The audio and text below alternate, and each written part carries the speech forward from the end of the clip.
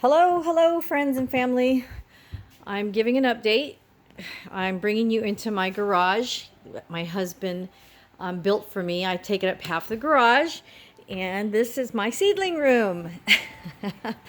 We have a lot going on in here, a whole bunch of life that I'm responsible for.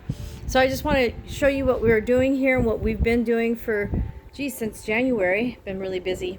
But this is my workstation. This table here is where I sow my seeds with this Pro Mix germination, which is made of peat and limestone and vermiculite. So it's great for helping the seedlings get a good start.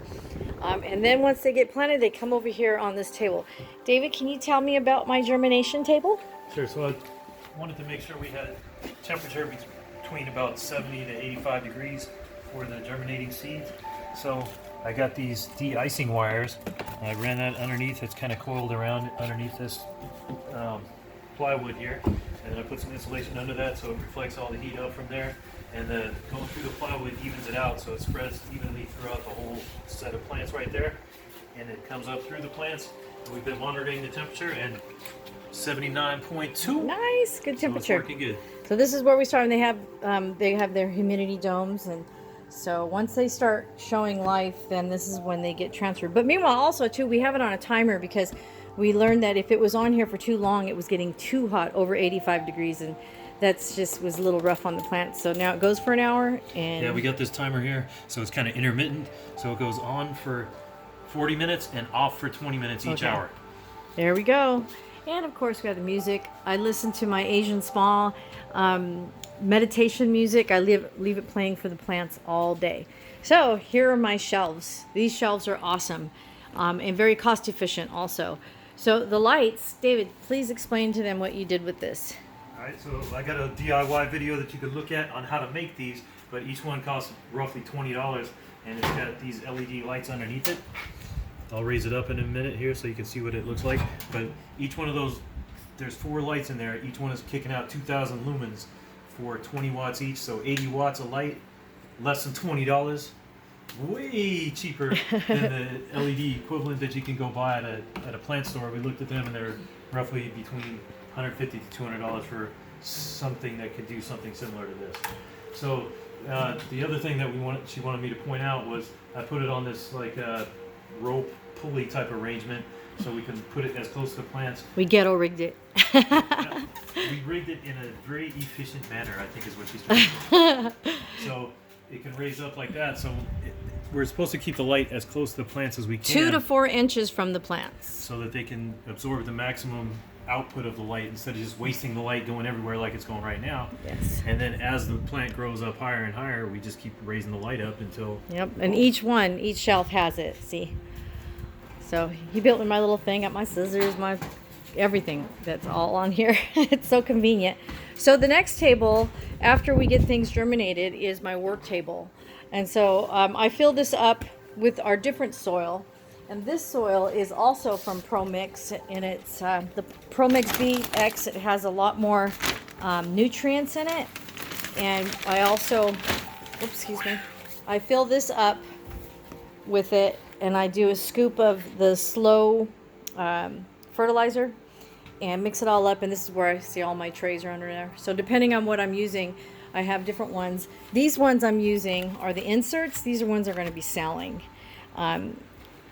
So we have multiple different things going, mostly the flowers, and these were all planted because they're the ones that needed to be started anywhere from 8 to 16 weeks before the last frost.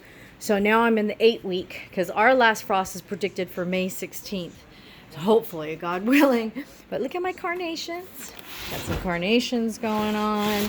We got some Dusty Millers going on. We got some beautiful snapdragons. They're doing really well. Got some bells of Ireland. I have these awesome red leaf hibiscus, which they kind of look like, they'll look like the Japanese maple leaves. I have lots of peppers all going on. I have serranos and jalapenos, ghost peppers, habaneros, Carolina reapers. I have some sweet peppers and shishitos. And I'm also doing a lot of petunias because I like to buy those flower hanging baskets to put on my deck, but they get really expensive, so I just grew my own. And of course I got my Colorado Proud Pueblo chilies. I just transplanted these. 98% germination rate. Awesome. And look at all of my basil. I'm going to be selling a lot of the basil, and plus I need it for the garden. And I get to separate these tomorrow. These are more Dusty Millers. Look at all of these. There's hundreds of them, so a lot will be sacrificial. But yeah, so I wanted to share my little space. When I'm doing this too, I dump this dirt that's the leftover. Well, it's actually not dirt, it's a growing medium. And we just throw it out in the garden. And then I also have my water station that's right here. And look at, my husband hooked up my stove. So I just spray in here. And this is where I bottom water. And I throw, this is my fertilizer that is in here, which, let me show you which one I'm using right now. It's both kelp and fish emulsion. This stuff is great. So a couple of tablespoons to a couple of gallons, and I put it in there, and then I fill up the tray after I transplant. So I give them a nice good start, and that's why everything is doing so good. I got my sweet peas up there. After I clipped them, I was terrified because you're supposed to clip them, but look at how well now they're branching off. See the extra branch? This is a little extra branch. They're all starting to branch after I clip the tops. So everything is doing wonderful. I have a ton more to do tomorrow. I have all these seeds. I'm starting my China asters and a bunch of different flowers. So I can fit 18 trays across here. And this is also something, I'm not using this one right now. This is a heating pad, but I don't need it right now. So I have all these clipboards. When I start things, this is the germination rate. So I let myself know what germinate, like, or this is my clippings actually. These ones are my germinations. So I put the number, so like if there's a number 1, I know that that germinated on that date. Number 2 did this date. So it's helping me keep track of everything. And then I also keep all my transplants because I do all my trays by number. Like this is T31, and I say what it is and who I bought the seed from. And then after that it changes to TR, which you can see up here. That means it's a transfer.